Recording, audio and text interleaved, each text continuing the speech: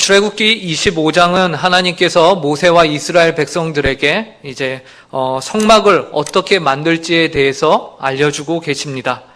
처음에는 성소를 지을 예물에 대해서 너희가 기쁜 마음으로 가지고 오라 라고 말씀을 하시죠. 그리하여 온 백성이 하나님을 만나고 예배하는 이 성소라는 곳은 다른 종교에서 추구하는 장소와는 다름을 알려주고 계십니다. 다른 종교의 예배 장소는 자신들의 이익을 위해서 존재하는 장소이죠. 그렇기 때문에 자신들이 원하는 바를 그 신에게 간구하고 그 신의 마음을 충족시키기 위한, 그래서 결국에는 자신이 이득을 얻기 위한, 자신의 이기적인 마음을 채우기 위한 장소가 바로 다른 종교에서 추구하는 예배의 장소입니다. 그런데 하나님께서는 너희가 기쁜 마음으로 가지고 오라 라면서 성소를 하나님께서 이미 베푸신 구원과 은혜에 대해서 감격하며 기뻐해야 하는 장소로 알려주고 계시죠. 그래서 다른 것을 구하는 것이 아닌 오직 하나님 자체를 기뻐하는 곳이 바로 성소다. 하나님께서 이미 베푸신 그 구원에 대해서 감사하고 그것에 대해서 영광을 돌리는 것이 장소가 바로 성소다라는 것을 알려주고 계십니다. 이러한 내용을 1절부터 9절까지 25장에서는 기록하고 계시고요. 그리고 이어서는 성막에 들어가게 되는 물건들을 어떻게 만들지에 대해서 구체적으로 알려주고 계십니다. 우선은 증거궤를 어떠한 모양으로 만들지에 대해서 알려주시는데요. 10절부터 22절에 그 내용이 나옵니다. 증거궤는 조각목으로 아주 단단한 나무로 만들고 그 겉을 모두 금으로, 순금으로 덮으라고 하시고요. 그것을 들고 이동할 수 있도록 그 사면에 고리를 넣고 그 고리에 넣을 막대기, 채를 또 넣어서 이 증거궤를 들고서 이동 가능하게끔 만들라라고 말씀하세요. 그리고 그 궤 위에는 속죄소를 만들어서 얹고 궤 안에는 10계명이 적혀있는 두 돌판을 두어서 간직하라라고 말씀하십니다. 또한 궤 양쪽에는 두 그룹을 조각하여서 서로 마주보게 만들고 마치 하나님의 속죄소를 섬기는 두 천사의 모습을 가지고 있게끔 합니다. 그리고 마지막으로 이곳에서 하나님은 그의 백성들에게 다음과 같이 내가 이곳에서 너희와 만날 장소다라고 선언을 하십니다. 이처럼 하나님께서는 그분의 말씀인 언약궤 위에서 그의 백성들을 만나시고 그들의 죄를 사하시는 것으로 이스라엘 백성들에게 앞으로 오실 메시아에 대한 모습을 부여하고 계십니다. 그리고 이어지는 23절부터 30절까지는 그 언약궤 옆에 있는 진설병을 두는 상을 어떻게 만들지에 대해서 또한 기록하고 계십니다. 이 또한 조각목으로 만들고 그 겉을 다 금으로, 순금으로 싸고 다리에는 동일하게 이동 가능하게끔 고리와 채를 엮어서 들고 다닐 수 있게 만들라고 명령하세요.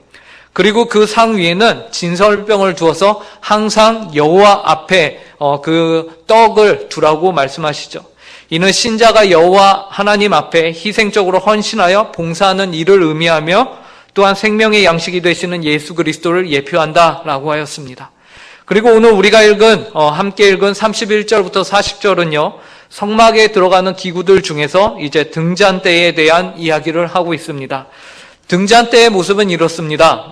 증거궤와 진설병을 두는 상은 조각목으로 이렇게 만들었는데 이 등잔대는 그 조각목으로 만들지 않고 바로 순금을 쳐서 만들라라고 명령을 하십니다.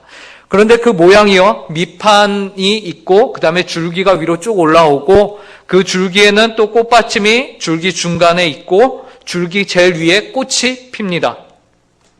그리고 이 가운데 줄기를 중심으로 좌우 대칭이 되게 3개의 가지가 뻗어 나오는데요. 이는 서로 좌우 대칭이 되어서 그래서 계산을 해보면 총 몇 개의 초를 꽂을 수 있냐면요. 가운데 줄기에 하나, 그리고 좌우에 3개씩 해서 총 7개의 초를 꽂을 수 있게 됩니다. 그러면 이 금초대로 하는 일은 무엇일까요? 너무나도 당연한 질문을 제가 하니까 당황해 하시는 분들이 계신데요.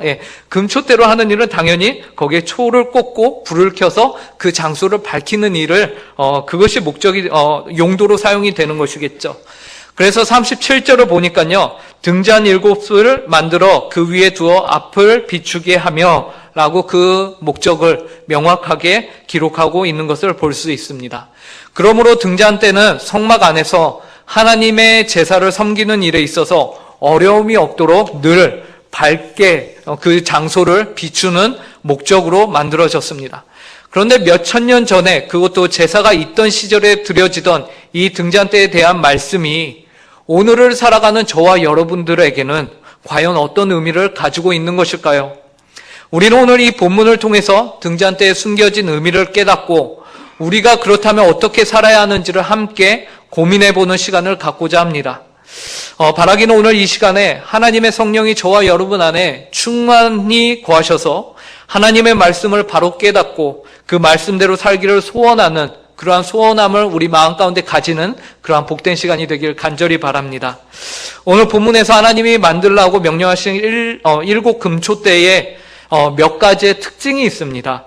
첫 번째 특징은 성막에 있는 다른 물건들과 동일하게요, 이 금초대도 순금으로 만들라라는 것이었습니다. 순금으로 만들어야 했다는 거예요. 31절을 다시 한번 읽어보도록 하겠습니다. 31절, 너는 시작.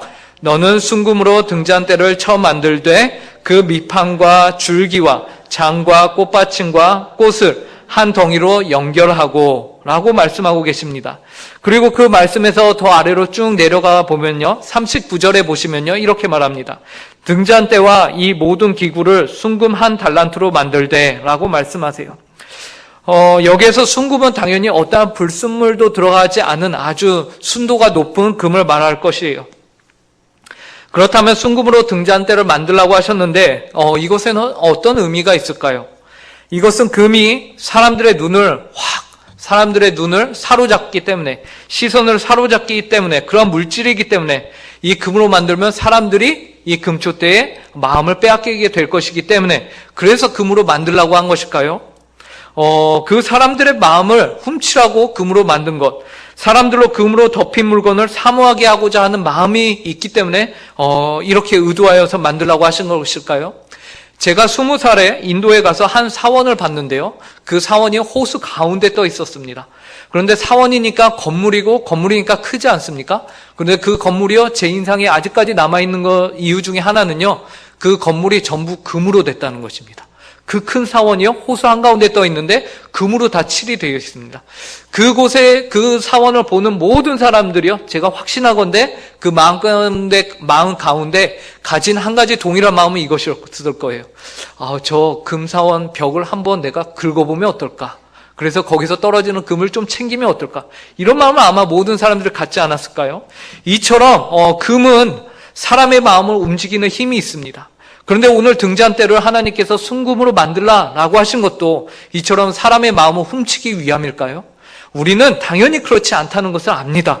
그렇다면 그 이유가 무엇일까요? 성경에서 분명히 금은 고귀한 것을 비유합니다. 그런데 그 고귀함은 단순히 세상적인 기준과 가치에서 고귀함을 의미하지 않아요. 성경은 우리에게 말씀하고 계십니다. 욥기 23장 10절인데요. 아주 유명한 말씀입니다. 저희가 함께 읽겠습니다. 그러나 시작. 그러나 내가 가는 길을 그가 아시나니 그가 나를 단련하신 후에는 내가 순금같이 되어 나오리라. 순금은 그것을 얻는 과정 가운데서 수많은 단련을 통해서 금 외에 다른 것을 태우고 그 불순물들을 걸러내는 과정을 통해서 얻어지는 결과물이에요. 즉 오늘 본문에서 말하고 있는 순금은 하나님이 인정하시는 영적인 상태를 말하고 있는 것입니다. 그래서 요한계시록 3장을 보시면요, 차지도 않고 뜨겁지도 않은 그러면서도 스스로는 부족함이 결코 없다라고, 부유하다라고 착각하면서 사는 라오디게아 교회를 향해서 요한이 어떠한 권면을 하는지 아십니까? 요한이요, 요한계시록 3장 18절에서 이렇게 말합니다. 내가 너를 권하노니 내게서 불로 연단한 금을 사서 부요하게 하고 흰 옷을 사서 입어 벌거벗은 수치를 보이지 않게 하고 안약을 사서 눈에 발라 보게 하라. 무슨 말입니까? 스스로 부요하다라는 라오디게아 교회를 향해서 뭐라고 합니까? 불로 연단한 금을 사서 부요하게 하라라고 해요. 그것으로 너의 벌거벗은 수치를 가리라 라고 말합니다. 여기서 불로 연단한 금이 무엇입니까? 바로 순금을 의미하죠. 순금을 사서 무엇을 하라고 합니까? 부요하게 하고 벌거벗은 것을, 그 수치를 가리라 라고 말해요. 그런데요, 이미 라오디게아 교회는 이미 세상적으로 부유한 교회였어요. 그런데 그러한 교회를 향해서 하나님이 이 순금을 사용해서 부유하라라고 말해요. 그 말은 무엇입니까? 라오디게아 교회가 영적으로는 가난한 교회였기 때문입니다. 그래서 하나님은 이 순금을 비유로 들어서 너희가 하나님 앞에서 영적으로 가난하기 때문에 너희가 영적으로 부유하길 바란다 라는 의미로 무엇을 사용하시냐면 이 순금을 들어서 사용하고 계신 것입니다. 그러므로 성경에서 순금을 사용한다는 것은 하나님 앞에서 바른 영적인 상태를, 즉 성결을 의미하는 것입니다. 오늘 본문에서도요 동일합니다. 이러한 순금을 오늘 성막 안에 두는 7 금초대를 만드는 데 사용하도록 하나님이 명령하신 것은요, 그 영적인 의미를 담고 있는 거예요. 그것은 하나님 앞에 합당한 것, 곧 영적으로 합당한 모습으로 바로 설 것을 의미합니다. 사람의 눈에 화려함이 아닌 것이죠. 이러한 영적인 성결함이 첫 번째 금초대의 특징입니다. 순금으로 만들었다는 것은 참 의미인 것이에요. 이 첫 번째 특징은 성막 안에 있는 다른 기구들하고도 동일합니다. 그 안에 하나님의 임재가 있는 그 안에는 모든 것이 성결하고 거룩하며 구별되어야 한다라는 것을 의미합니다. 그리고 두 번째 특징은요, 등잔의 개수가 7개였다라는 것이에요. 7은 성경에서 완전수를 의미하죠. 모두 잘 아시다시피 완전수를 의미합니다. 성전 안에 7 등잔이 있다는 것은 그 거룩한 하나님을 만나는 장소에 완전한 빛, 그리고 가장 거룩하며 밝은 빛이 있음을 의미하는 겁니다. 그런데 7 등잔은 사실 이스라엘 민족들이 광야 생활을 하는데요, 각 천막마다 보통은 1개씩의 등잔을 사용했을 것이에요. 그렇기 때문에, 왜냐하면 천막 안에 화로도 피울 것이고 굳이 그 공간이 넓지가 않을 것이기 때문에 등잔이 7개의 등잔이 필요치는 않습니다. 기껏해야 하나 정도의 등잔을 한 천막이 가지고서 보이지 않는 부분에 사용한다거나 그렇게 사용했을 것이에요. 7개의 등잔을 사용하는 것은 그만큼 기름도 많이 들기 때문에 그렇게까지 사용하진 않았을 것이에요. 이렇게 우리가 생각을 해보면은 이스라엘 민족들이 이렇게 캠프를 천막을 치고서 생활을 하는데 그 한가운데에 가장 밝은 촛대가 자리 잡고 있는 것이죠. 그런데 이스라엘 12지파가 이처럼 성막을 중심으로 진영을 펼쳐서 광야 생활을 하는데 그 가운데 하나님의 불이 가장 밝게 빛나고 있다는 것은 어떤 것을 의미할 거예요? 그것은 바로 하나님께서 이 이스라엘 민족의 중심에 계시며 이스라엘 민족들은 이 하나님의 불빛을 중심으로 생활을 하고 있다라는 것을 의미하게 되는 것입니다. 이처럼 가장 밝은 빛, 이스라엘 진영 가운데서 가장 밝은 빛이 바로 하나님의 빛이며 그 빛이 이스라엘 백성 가운데 있다라는 것, 이것이 두 번째 등잔대가 가지고 있는 특징입니다. 세 번째 특징은요, 등잔대의 빛이 그 장소에서 계속해서 빛을 발하고 있었다라는 것이에요. 등잔은 꺼지지 않고 24시간 내내 빛을 발하고 있었습니다. 같은 그 장소에 있었던 진설병은요, 상 위에서 일주일에 한 번씩 그 떡을 바꿔야 했습니다.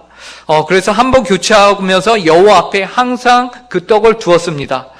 동일하게 이 등잔대는요, 항상 꺼지지 않고 그 빛을 발하는데 등잔대는 일주일에 한 번이 아니라 매일매일 그 기름을 갈면서 이 불이 꺼지지 않도록 하나님의 성막에서 계속해서 이 빛을 발할 수 있도록 관리를 해야 했던 것입니다.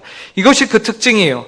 그래서 하루 종일 24시간 내내 그 안을 환하게 비추는 역할을 했던 것이죠.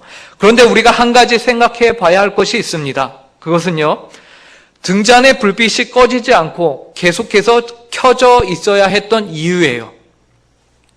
왜 등잔은 꺼지지 않고 계속해서 켜져 있어야 했던 것일까요? 엄밀히 따지면 하나님께는요, 등잔의 불빛을, 하나님은 등잔의 불빛을 필요로 하시는 분은 아니셨어요. 그죠? 성막 안이 아무리 어둡다고 해도 하나님에게는 그것이 어려움이 되지 않습니다. 하나님이 앞이 안 보이고 불빛이 없으셔서 어려움을 겪으시는 분일까요? 결코 그렇지 않죠. 그렇다면 그 성막 안을 비추는 불빛은 누구를 위해서 존재하는 걸까요? 7 등잔대는 누구를 위한 거죠? 하나님을 위한 것인가요? 아니에요. 불빛은 그곳에서 제사를 드리기 위해 있는 사람들을 위한 것이었다라는 거예요.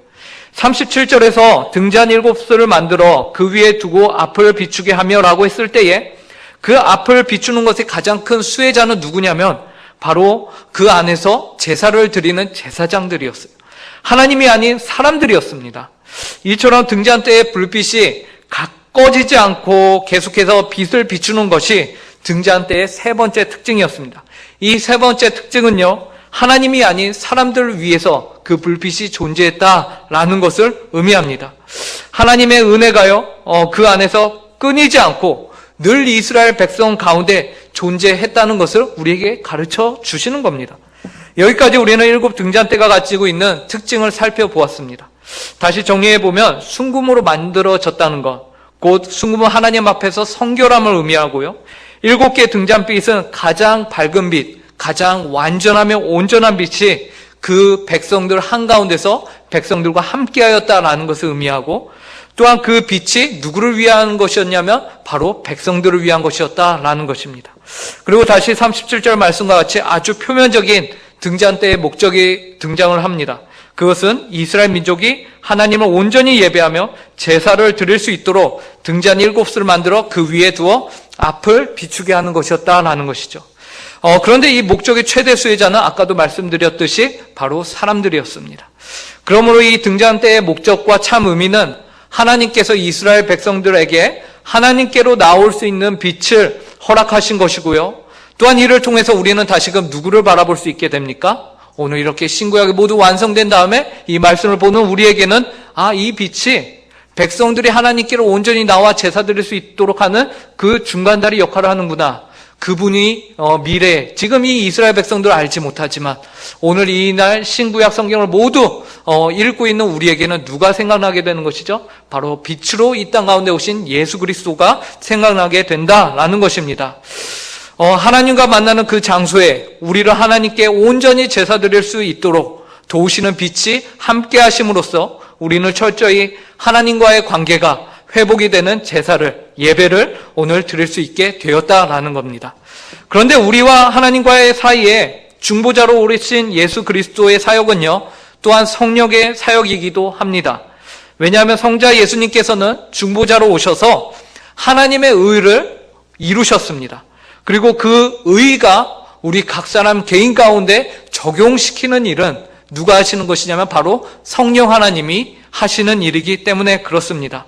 성령 하나님께서는요, 하나님의 의를 이루신 예수 그리스도의 그 의를 우리 안에, 각 사람의 심령 안에 확증하시고 적용시키시는 일을 하십니다. 그래서 요한계시록 4장 5절을 보시면요, 이 등불에 대해서 오늘 출애굽기 25장이 나오는 이 등불에 대해서요, 다음과 같이 우리에게 해석을 해주고 있습니다. 이 요한계시록 4장 5절을 함께 읽어보도록 하겠습니다. 시작. 보좌로부터 번개와 음성과 우레소리가 나고 보좌 앞에 켠 등불 7이 있으니 이는 하나님의 7 영이라. 요한계시록 4장은 요한이 환상 가운데 하늘문이 열리고 하나님의 보좌를 바라보게 되는 모습을 기록하고 있는데요. 하늘 보좌에는 하나님께서 앉아 계세요. 그런데 여기에서 보좌 앞에 무엇이냐면 켠 등불 7이 등장을 합니다. 그리고 그 등불 7을 무엇으로 표현하고 계시냐면요, 7 영이다 라고 말씀하고 계십니다. 7 영은 아까도 말했다시피 7 영, 완전한 영을 말하는 것이죠. 누구십니까? 바로 성령 하나님을 의미하는 것입니다. 구약의 성막은요, 앞으로 펼쳐지게 될 하늘나라에 있는 하나님의 보좌의 모습을 담고 있기 때문에, 그러므로 하나님의 임재가 있는 이 땅의 성막에서 하나님의 7 영이신 성령은 7 등불로서 표현되어지고 있는 거예요. 그리고 성령이 하시는 일이 무엇이죠? 그 장소를 밝히는 거였어요. 하나님과 이스라엘 백성의 관계를 회복케 하는 그 제사의 장소를 밝히는 일이었습니다. 그것을 오늘 우리에게 적용하면 우리의 마음을 감동하여서 그리스도를 우리의 구주로 믿게 하시도록 우리의 마음을 밝히시는 일을 성령께서 하시죠. 하나님의 사랑을 깨닫게 하고 하나님 아버지의 사랑을 확정케 하십니다. 그리고 그리스도를 마음 가운데 믿고 입으로 시인케 하시는 분이 바로 성령 하나님이십니다. 그렇기 때문에 오늘 본문에서 성막 안에 7 금초대의 등불로 계신 성령님께서는 그분의 빛을 밝히사 이스라엘 백성들로 하여금 거룩하신 하나님께 온전한 제사를 드릴 수 있도록 돕는 7 등불로 존재하고 계신 겁니다. 그런데요, 이 완전한 7 등불을 간직하고 있는 물건이 있습니다. 바로 7 금초대예요. 7 등불을 간직하고 있는 것은 7 금초대입니다. 그리고 이 금초대에 대해서 요한계시록 1장 20절이요, 다음과 같은 해석을 우리에게 줍니다. 이 말씀도 함께 읽어보겠습니다. 시작. 내가 본 것은 내 오른손에 7 별의 비밀과 또 7 금초대라. 7 별은 7 교회의 사자요, 7 촛대는 7 교회니라. 7 촛대가 무엇이라고 말씀하고 계시죠? 바로 7 교회다라고 말합니다.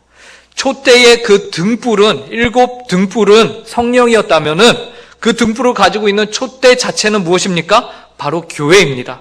그래서 계시록 말씀은 우리에게 7 촛대는 무엇이라고 말씀하고 계시냐면 7 교회라고 말씀하고 계신 거예요. 7 등불을 간직하고 있는 촛대는 성령님을 간직하고 있는 그리스도의 교회를 의미하는 겁니다.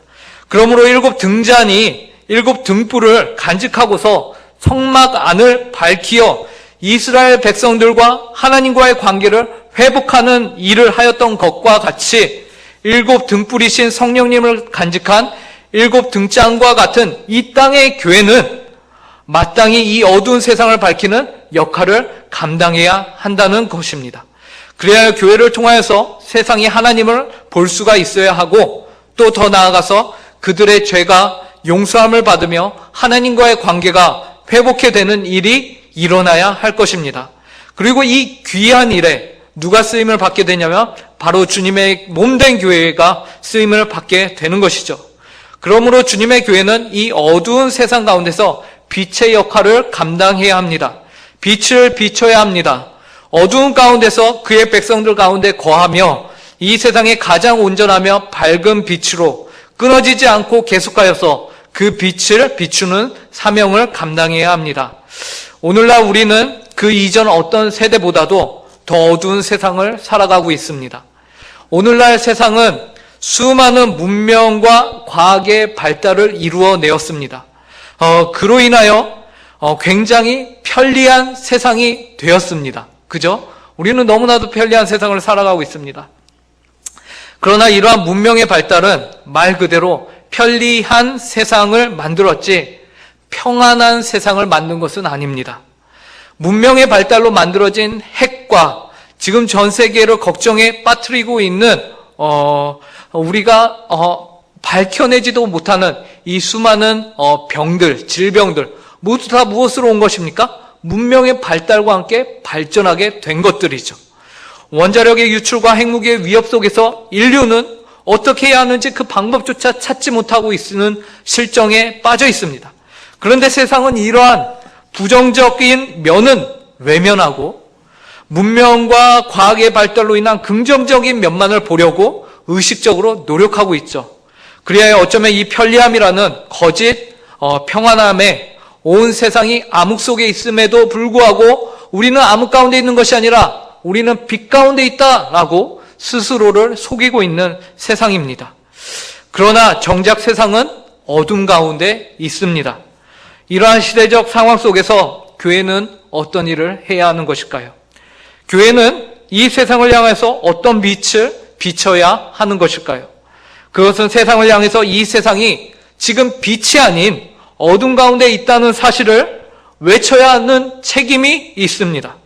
어둠은 빛이 비쳤을 때에 떠나갑니다. 참 빛은 진리이며 진리가 온전히 선포될 때에 거짓 어둠은 물러가게 되어 있습니다. 그러므로 교회가 해야 하는 일은 예나 지금이나 변함이 없습니다. 그것은 이 세상이 어둠 가운데 있다는 사실을 알려주고 참 빛이 되시는 진리 되신 그리스도가 세상 가운데 오셨고 죄와 사망으로 물든 어둠을 물리치셨다는 사실을 외치는 것입니다. 그런데요, 그리스도를 세상에 전하기 이전에 우리는 세상이 참 빛은 그리스도 한 분만이시고 또한 이 그리스도를 믿지 않으면 세상이 소망이 없음을 알게 해야 합니다. 왜냐하면요, 세상은 그리스도가 아닌 인류 자신들에게도 이 세상에 희망과 빛이 있다라고 믿고 있기 때문에 그렇습니다. 이 세상의 빛은 그리스도만이 아닌 자신들도 이 세상의 빛이다라고 얘기하고 있기 때문에 그래요. 그들은 뭐라고 합니까? 사람이 희망이다라고 얘기합니다. 사람이 스스로의 지성과 노력과 양심을 가지고서 이 세상을 더욱 이롭게 만들 수 있으며 그렇게 되도록 여러 가지 정책, 이념, 사상, 제도를 가지고서 일하고 있다라고 말하죠. 그래서 그 자신들이 부패한 이 사회를 개혁할 수 있고 이 세상을 뒤엎을 수 있을 것처럼 이야기를 합니다.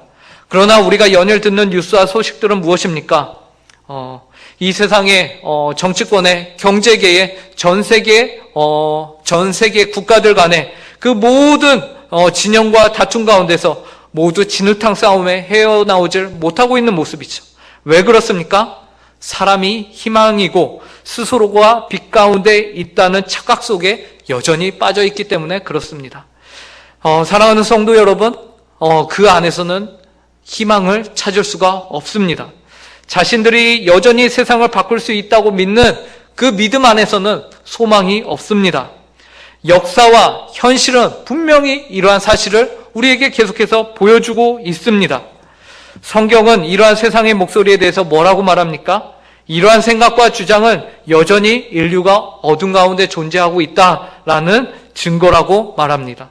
성도님들은 인류가 어둠 가운데 있다는 사실과 인류 스스로에게는 이 세상을 더 아름답게 만들 능력이 없다는 사실을 믿으십니까?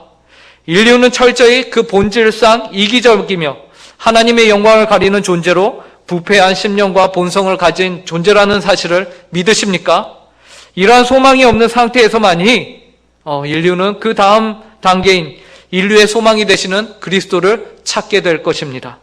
이제는 우리 스스로 세상을 이롭게 할 수 있으며 인생에게 참빛을 줄 수 있다는 생각을 내려놓고 주님, 저는 못합니다. 주님, 우리에겐 소망이 없습니다. 우리에겐 가망이 없습니다. 라고 주님을 붙잡고 주님께 은혜를 구할 수 있게 기도하고 세상에게 복음을 전해야 할 때입니다. 그럴 때 하나님을 전심으로 찾고 찾는 주의 백성들에게 하나님께서는 응답하실 것입니다. 하나님께서는 언제나 진실된 그분의 백성들의 부르짖음에는 긍휼과 은혜로 응답해 오셨습니다. 그분의 긍휼과 은혜가 무엇입니까? 진리의 빛을 사모하는 마음을 주신 것이었습니다. 그 빛이 무엇입니까? 바로 예수 그리스도이십니다. 우리는 죄인인데 소망이 없는데 하나님께서는 그리스도를 통하여서 인류 가운데 유일한 소망이 되셨고 그분을 믿음으로 우리의 소망이 없고 가망이 없는 우리 모두를 용서받게 하셨습니다. 그리하여 이제는 내가 사는 것이 아니요 오직 내 안에 그리스도께서 사는 그러한 삶을 살게 하셨습니다. 이러한 삶을 사는 공동체가 있습니다. 이러한 고백을 삶으로 살아내는 공동체가 있습니다. 그 공동체가 무슨 공동체입니까? 바로 교회입니다. 바로 교회인 것이에요. 교회는 모두가 내가 할 수 있다고 외치는 이 어둠의 세상 속에서 우리는 할 수 없으나 하나님께서는 하실 수 있습니다. 그리고 하나님께서는 이미 하셨습니다라고 외치는 빛의 메시지를 외치는 이들의 공동체입니다. 그렇기 때문에 교회만이 이 어두운 세상 가운데서 유일한 소망이며 희망이 되는 겁니다. 복음 외에는 부패한 심령, 내가 할 수 있다는 그러한 거짓된 자기 중심적인 세상 생각에서 오직 하나님만이 하실 수 있으며 그리스도만이 유일한 소망이십니다라는 생각으로 우리를 이끌 수 있는 것입니다. 복음만이 이 세상의 유일한 해답이 되는 것입니다. 이러한 복음을 바로 교회가 외칠 때에 우리를 세상의 빛으로 부르시고 오늘 본문에서 7 등잔대로 교회를 부르신 그 부름에 우리가 충실할 수 있는 것입니다. 그래서 오늘 본문에서 7 금초대의 모든 가지에는요 살구꽃 형상이 담겨 있습니다. 살구꽃 형상이 그 꽃과 그 받침이 달려 있어요. 이는 필히 꽃이 있으면 그 자리에 무엇이 맺힙니까? 열매가 맺히죠. 과실이 맺히는 것입니다. 그래서 에베소서 5장 8절 9절은 우리에게 다음과 같이 빛의 열매를 맺으라고 말씀하십니다. 이 말씀 두 구절 함께 읽겠습니다. 시작. 너희가 전에는 어둠이더니 이제는 주 안에서 빛이라. 빛의 자녀들처럼 행하라. 빛의 열매는 모두 착함과 의로움과 진실함에 있느니라. 이제 빛 가운데 빛의 자녀가 된 여러분들은 어떠한 삶을 살아야 할까요? 빛의 자녀다운 삶을 살아야 합니다. 빛의 자녀다운 삶이란 무엇일까요? 빛의 자녀다운 삶이란 빛의 열매를 맺는 삶을 의미합니다. 마치 오늘 성막에 있는 7 등잔에서 하루도 빠짐없이 빛을 밝히고 있는 것과 같이 주의 자녀들은, 빛의 자녀들은 모든 착함과 의로움과 진실함으로 그들의 삶 가운데서 빛의 열매를 맺어야 할 것입니다. 그런데 왜 하필 빛의 열매를 바울은 착함과 의로움과 진실함이라고 했을까요? 사실 빛의 열매로 말하고 있는 착함과 의로움과 진실함은 모두 하나님께서 이미 이루신 일들을 말합니다. 야고보서 1장 17절에 보면요, 사도 야고보는 하나님 아버지에 대해서 온갖 좋은 은사와 온전한 선물이 다 위로부터 빛들의 아버지께로부터 내려오나니 그는 변함도 없으시고 회전하는 그림자도 없으시니라 라고 말함으로써 하나님을 빛의 자녀들의 아버지로 이미 말씀하고 계십니다. 그런데 그 빛의 자녀들의 아버지인 하나님께서 행하신 일이 무엇이냐면요, 크게 3가지로 표현할 수 있는데 그것이 바로 위에서 말한 착함과 의로움과 진실함이에요. 이것이 어떻게 이루어졌습니까? 바로 착함은 독생자를 희생시켜서 우리를 구원하여 주신 하나님의 사랑을 의미합니다. 하나님의 그 희생과 사랑으로 그분의 착함, 선하심이 드러났죠. 그리고 그 희생과 헌신으로 말미암아 하나님의 또 무엇이 드러났습니까? 의로우심이 드러나셨습니다. 사랑과 의로우심이 동시에 예수 그리스도를 통해서 드러났습니다. 그리고 진실함이란 그 모든 것을 그분이 구약에서부터 언약하신 대로, 말씀하신 대로 그 성경 말씀을 모두 성취하심으로 그분의 진실함이 드러나게 된 것이죠. 이제 하나님께서는 그분의 착함과 의로움과 진실함을 누구를 통해서 이 세상 가운데 비추며 배가시키기를 원하고 계십니까? 바로 주님의 교회입니다. 주님의 교회로 모인 이 자리에 계신 여러분들을 통해서 이루기를 원하고 계십니다.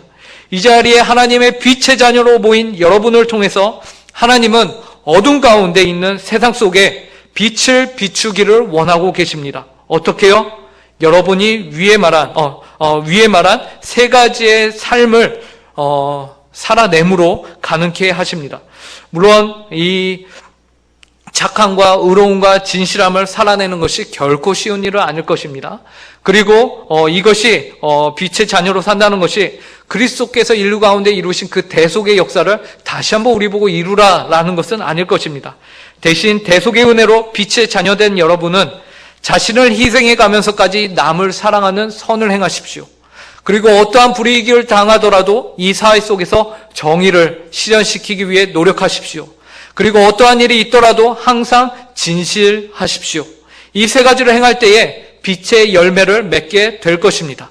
이 3가지는 하나님을 본받아 행해진 것이기 때문에 여러분들이 이러한 삶을 살았을 때에 세상은 여러분들의 착함과 선함과 진실함을 보면서 누구를 보게 될까요? 바로 하나님을 보게 될 것입니다. 교회는 빛의 열매를 맺어야 합니다. 이 어두운 세상 속에서 빛의 역할을 감당해야 하는 것이죠. 왜냐하면 이 세상 속에서 빛을 비춰줄 수 있는 기관은 오직 교회밖에 없기 때문입니다. 바라기는 우리 은곡교회가 어두운 세상 속에서 하나님의 복음의 빛을 담대히 비추는 일에 최선을 다하는 교회가 되기를 간절히 바랍니다. 그 일에 부름받아 충성하는 저와 여러분이 되기를 간절히 바랍니다. 함께 기도하겠습니다.